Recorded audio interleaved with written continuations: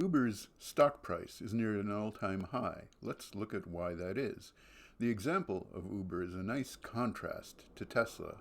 Uber had been a troubled company with essentially a failed strategy. The founder and CEO, Travis Kalanick, was highly visible and outspoken. He ran Uber as an extension of his personality, by which I mean it was a hostile workplace environment for women.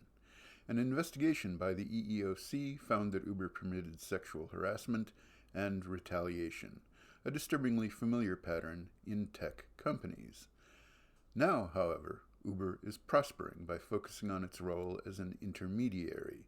Uber sold off its autonomous vehicle development project, which might lead you to think Uber had given up on its core identity as a technology company and the basis for its valuation. The fact is, Uber could not compete as an autonomous vehicle technology company. That was another extremely capital-intensive pursuit on top of what it took to establish Uber as the dominant ride-hailing app. Not only is autonomous vehicle technology expensive to develop, there's a substantial risk that a particular approach to autonomous vehicles won't succeed for either functional or cost reasons. Google is a particularly daunting competitor in that space.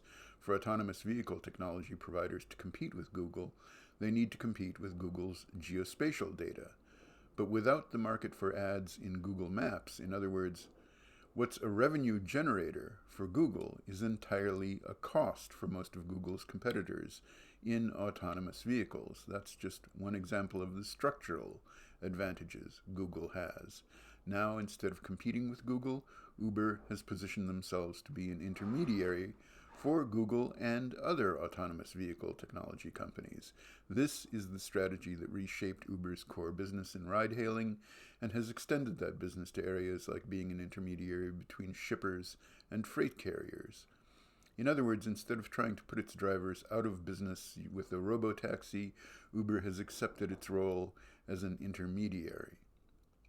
Once a company that was a high flyer like Uber fails to reach its initial goals, it's hard to recover from that. So it's especially remarkable that Uber was able to find a focus, make it profitable, and from there create the basis for the highest valuation of the company in its history. Much of the credit for this remarkable turnaround of a damaged high flyer accrues to Dara Khosrowshahi. In a future video, I'll contrast Uber's two CEOs to highlight the difference between how they have run Uber.